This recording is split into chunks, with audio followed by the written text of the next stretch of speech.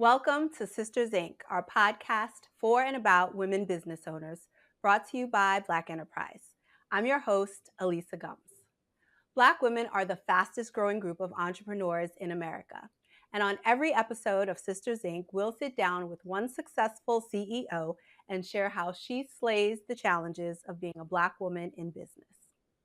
Today's episode is all about creating opportunities for Black businesses. We're chatting with Dr. Lakeysha Hallmon, the founder of the Village Market, which has made a $6.3 million impact in the city of Atlanta through seasonal marketplaces, brick and mortar and online retail, and campaigns promoting Black-owned brands. Welcome to Sisters Inc., Lakeysha, and thank you so much for sitting down with us. Thank you so much for having me.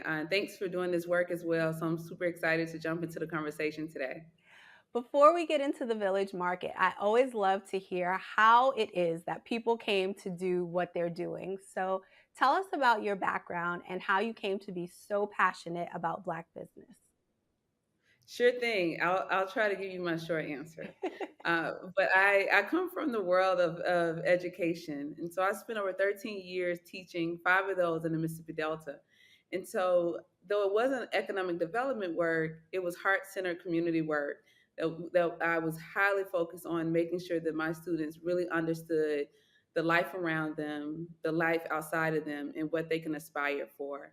And I wanted my classroom to be a safe space, a hodgepodge for ideas, creativity, innovation. But what was surrounding many of the school districts that I had an opportunity to teach or be in leadership was a great deal of poverty. And so looking at the nagging poverty in those communities really made me start to think about the economics and how are some communities, how is the lifespan of a child born in poverty and stay in poverty? How is that possible? So in 2016, 2015, I finished my dissertation and immediately after started looking at economic development and asking myself those hard questions. What does it really take for a Black business to have upward mobility, or a Black person to have upward mobility? What does it take for a young child that grows up in poverty to leave that? And a lot of my research led me back to creating businesses, small businesses, entrepreneurs. And the great thing about timing, entrepreneurship was cool in 2016 and 2015. So I was on to something, especially in a Black tech space. And I was like, oh, I believe I'm on to something. So I say that I made this transition from education in a formal sense, but my classroom only got broader. I'm able to talk about all the things I talked about as a teacher and be radical in my approach, but at the same time now I get to help businesses scale and really define a community, and for me, the experience that a young person has in their community. We here at Black Enterprise like to think entrepreneurship is always cool, but you're absolutely right. There are some times when it is really trending and it has people's attention, and it's amazing that you were able to capitalize on that. So, what specifically, out of all the ways that you could have chosen to support Black businesses or to do this work to eradicate poverty in our communities, led you to found the Village Market in 2016? I was attending a quite deal of festivals in the city of Atlanta, marketplaces, if that's your thing. I'm a marketplace lover. And so a lot of my Sundays are spent buying stuff I don't need and some stuff I do need for the week. But even in a city as special as Atlanta, and I personally think I live in the most special city in the country, um, big festivals were void of Black makers and artisans. And the researcher in me, the person who loves to agitate a system, I found that to be extremely problematic. That thousands of people were attending festivals, the big festivals in the city, and only 3 or 4 of those makers were Black. And I did something about it. I'd never been a vendor. I'd never booked a big space before. I haven't done any of that. I took a big leap of faith and told people in 90 days, I'm going to create this big market that's for Black people. And that the responsibility for the community was to show up and spend and circulate the dollar. And for the businesses, I share with them that the responsibility is to be able to operate in full excellence. So there's no excuses when people come to the market that they only window shop. Yeah, we're going to get back to those two responsibilities in a second, but you just said you had no experience and you told everybody in 90 days, I'm going to make it happen. So, what was that learning curve like for you? Because I think there are a lot of people out there who have a great idea, they see a need, but they have no idea how to get started. Yeah, the learning curve was all of it. I didn't have experience. I didn't have experience doing anything that I was doing, other than I had experience with passion, though. Passion has opened many doors for me, and I work extremely hard. And I'm a very sincere learner as well. And so what I did in that 90 days, I had to learn fast. I went to other markets. I studied other cities that had great markets. I looked at Philadelphia. I thought they had a really good model. Um, and then I had to educate myself on, getting buildings, getting permits, uh, getting businesses to participate. And then I can't tell you how many YouTube classes I took for marketing because people needed to come. And I spent a lot of time studying, how do you market? What did the McDonald's of the world do? What did the Chick-fil-A's of the world do to get people, to entice them to do something differently? So I'm a quick study, and I think it's that humble confidence as well. I knew, though I had no idea what I was doing. I was so clear about the vision that I believe was downloaded to my spirit to create the village market. I knew that the only thing I needed to do was keep moving forward. But of course, I had all the stress. As entrepreneurs, I had some intimidation here and there of like, oh, I really hope I can do this. And more importantly, I really hope people come out and shop, and that it was clear. Another big thing for me was that it was clear that the community knew that this wasn't just a pop up. This wasn't just an opportunity to come do a cool thing, that this was economic development in action. It was just cool. You get to come and you get to be cute. But every time you swipe, you are enacting change. Two of the things that are central to the philosophy of the village market are cooperative economics and circulating dollars within the Black community. Can you talk about the importance of both of those things?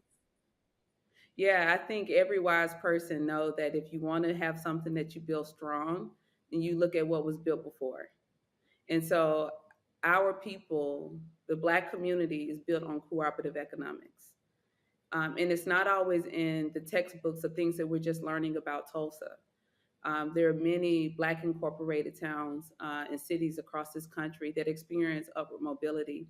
And they experienced it because they decided to use the best of their goods and put it in a pot together, and everyone stayed in their individual lane but working towards the same goal. I haven't created something that wasn't done. I look back and said, well, how can I bring this in the 21st century way to make us start talking about group economics, cooperative economics again?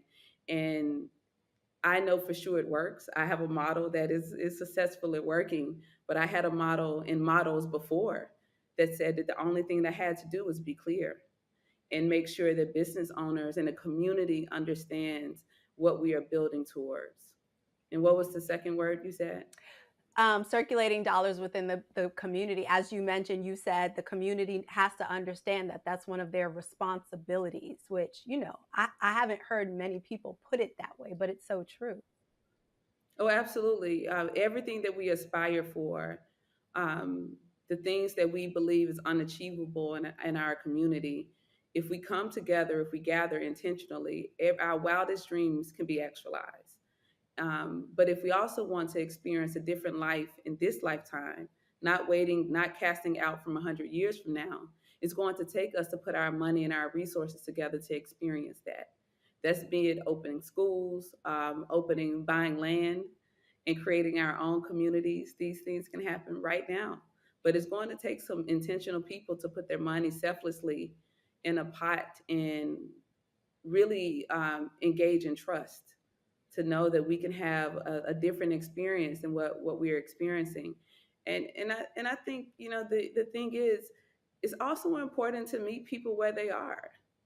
It's important to tell people, like, I know that we have money, we have trust with money, that we have trust issues with each other.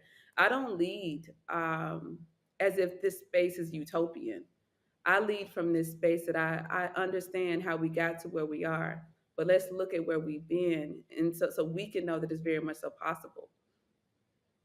Yeah, I'm so glad you mentioned that because it's very true that we do have trust issues with money and we do have trust issues with each other, and it isn't part of our current culture to think, let me grind, grind, grind and build this thing together. It's like, let me grind, grind, grind and get ahead. So like how, as an educator, because I know, as you said, your classroom just expanded, and I'm sure you bring that with you. How do you talk to these small business owners, aspiring business owners, and really let them know that the there's a way to do this differently?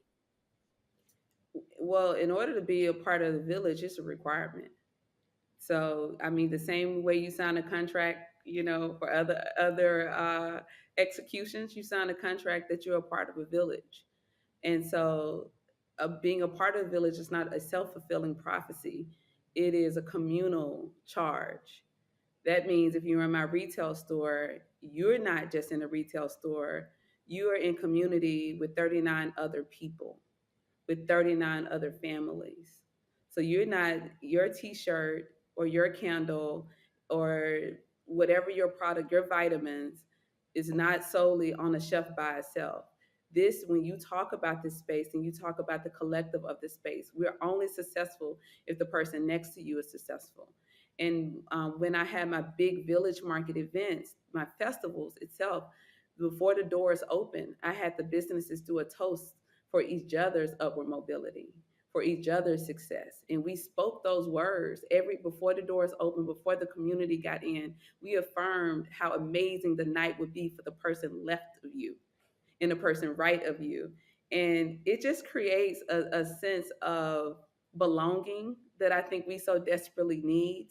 I think it creates it really reminds us how powerful and magical and beautiful we are when we get together in that mindset. But I think why it works is because I don't allow it to be an option that it can't work. I know that if you're in the village, you're going to do well. Um, and you can also, I like the people who are very dogmatic, right? That they're rushing to go ahead, but understand that you're only going ahead to create a path. So there are people who will always sprint at a different pace, but you're only sprinting at a different place to create space in a clear path. As someone who provides vending opportunities for local entrepreneurs and artisans, you're intimately acquainted with their needs and their struggles. What are the challenges that Black businesses currently face accessing retail and commercial space? You said what? What are You the said what? challenges that businesses face trying to access retail space? It depends on what city you're in. But if you want to be in a booming location, my retail store, the Village Retail, is at Ponce City Market. This is the second highest foot traffic location in the city. I believe second to Lenox Mall. Um, and so what that means, a lot of people come in there, and it takes a lot of money for you to open your business there. And so if you do it in a cooperative model, one person is not opening a retail store, 40 people open a retail store that's serving one need. And so I think there's a financial gap, there's a financial deficit when you're trying to be in a mainstream location. And as far as commercial real estate, it's just like real estate across the country, it's just extremely expensive. I own a commercial property with two friends of mine, and I could not have journeyed in acquiring a commercial property without them. And we made a decision as three black women who lead companies, that we were going to put our monies together, and we were going to acquire our first property, and we have a vision to acquiring even more. And I want people to understand that it didn't take a lot of back and forth. We found a building that we like. We sat at a location here in Atlanta for about 4 hours and talked about our dreams, our ambitions, our boundaries. We talked about things that made us uncomfortable around money, things uncomfortable around partnership. We fleshed all that out. And then at the end of that, we took a toast. And within 2 weeks, we had started the process of acquiring our first commercial property. And so, what I want people to understand that everything is not so complicated. If you stay in a nuance too long, the transaction won't happen. Have good people around you who you can trust, and trust that you all can actually do this thing together. The Village Market also does e-commerce. Of course, you got started with your markets and you have brick and mortar retail space.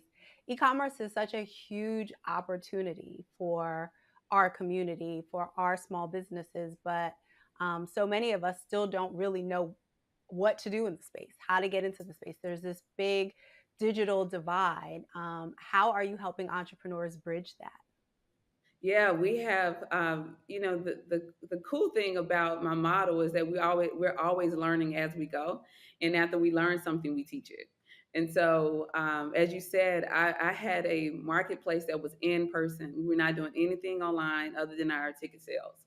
Um, but of course, with the pandemic happening, it forces you to level up.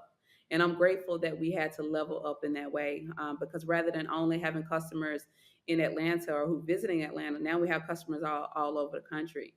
Um, so we spend a great deal of our curriculum, but this is from a nonprofit, Our Village United. We spend a great deal in our incubator, Elevate, focusing on e-commerce, educating around Shopify. We have people from Shopify come out to teach lessons, Amazon. We're not biased in who comes to teach. We want to make sure that businesses actually understand how to be a player in this space. How, even if you have a physical location in Atlanta, how do you reach those customers in South Africa? How do you market them in such a way with your Google Analytics? We spend a great deal talking about data, understanding data, making sure our websites are infused with the technology that it needs, and also being able to understand our reports. And so, thank goodness for partnerships. Thank goodness for partners like Google, who spend a great deal working with the businesses, working with us.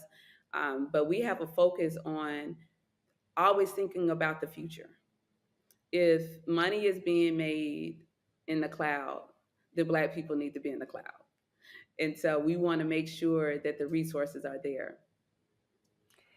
6 years in, and your numbers are so impressive. The Village reaches small businesses in 38 states and 4 countries and has facilitated $7.3 million to Black entrepreneurs. Talk to us about your impact and your growth. I'm so grateful for it. But to be frank with you, there's no other way. I started a company that was going to be successful. I started a company that businesses' lives were going to change. It had to. We have to have these experiences of success. We have to see a business grow from single figures to figures, because once that story is told, it ripples and it gives people the inspiration that they can do the exact same thing. The village market is a model of tangible impact, that we can build villages, and it doesn't have to be led by me. Villages can be built in every city, and that village can sprawl out and make a huge impact wherever you are. Um, but I'm not pleased with 7.3. I feel like we're just getting started. I feel like we've just scratched the surface at the type of impact, especially from land ownership, that I want to get into next. We have a partnership underway with the Atlanta Beltline, and so we were able to open 6 container businesses for Black businesses. And the Atlanta Beltline is one of the main corridors, one of the main vessels in the city where people walk. 2 million people frequent this space annually. And now we have 6 Black businesses as of this summer open and in front of those customers. I want to do more of that, but I'm very grateful for the impact, because I think what it does is validate the work, and validate is if people are wondering, should they invest in Black businesses, should they be Black focused. I'm hoping that they look at the village and they say yes. I have to share some of your best advice with our audience because you are so hands on with so many businesses. And through the work of the Village Market, you help entrepreneurs go from theory to practice. So, what is your best advice specifically for aspiring entrepreneurs on getting started? Yeah, can I quote Nike and just say, And just just do say, it? just do it. Just do it. Just do it. Seriously, for businesses, if you're in the aspiration space, I want you to know like how important that space is. That's the space of creativity. That's the space that you have the most clearest of your download. So don't neglect that space wanting to get to the next space. It's so special, because after that space, you get muddled in the work. So use this time to be creative. Write down all your wildest thoughts, because that becomes your operation plan. Write down the type of leader you want to be, because that's going to dictate your HR practices. So what I'm sharing an aspiration, every thought will be utilized later, if not today. So document, document, document, and inherently believe deeply in your ability. Similarly, you help startups move from sales to success. So, for those entrepreneurs who are currently at the vendor level, they're out there doing the pop ups, the markets, all of that kind of stuff. What's your advice for how they can grow into profitable, sustainable, year round businesses? Sure thing. For businesses that's out in the world vending, doing shows, um, do as many shows as possible, but make sure that you have a strategy behind what cities you're visiting, what products you're introducing, how you're retaining your customers. So if there's not a mailing list, make sure you have a mailing list that people can sign up, even if they buy from you or not, or a QR code that they can sign to be a part of your mailing list. Make sure after those shows, and for everyone that made a purchase, that you're sending thank yous, because you want that customer to turn and become a repeat customer. And when shows are down and it's off season, please get your e-commerce website, because all those customers that you meet from show to show still need a way to shop from you after that show ends. So make sure that there's a mailing list. Make sure you send out your thank yous, and ensure that you have an e-commerce site. That's great advice. You coined the phrase support is a verb. What is the meaning behind that, and how is the Village Market Initiative putting it into action? Yeah, I think life is all about action. Verbs get me excited. I tell people, if you're really for Black businesses, what is your verb like? If you can open up your bank account at the end of the month, and you don't have a transaction from a Black business, you need to re-up on your verb. If you haven't left a review, because everything is not always transactional, if you haven't left a review, you need to re-up on your verb. If you haven't reposted your favorite Black owned business, you have to re-up on your verb. But the verb is just accountability. Either we're going to talk about it or we're going to do it. And if there's some doing, there should be some evidence of that doing. And also, support this verb is cute. So I really know what the good thing with branding is that it has to be infectious. People should be excited to wear it, to say it, to hashtag it. Yes, absolutely. And I was going to ask you as we were wrapping up how Black consumers can be more supportive of Black businesses, but you literally just told them three things. You have to spend, you have to write reviews, you have to repost. Is there anything else you want to say to our audience about the things, the verbs that they're not doing?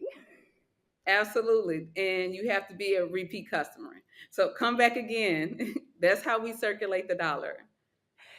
Thank you so much, Lakeysha, for sharing your small business success story and for all of the work that you are doing to support Black entrepreneurs and to support wealth creation in Black communities. Everyone out there, please take a look at the company website, thevillagemarket.com. You can also follow them on Facebook and Instagram at The Village Market ATL. Check out the podcast channel on blackenterprise.com to find Sisters Inc. and other podcasts from Black Enterprise writers, editors, and experts. Be sure to subscribe to Sisters Inc. on Apple Podcasts, SoundCloud, Spotify, and YouTube.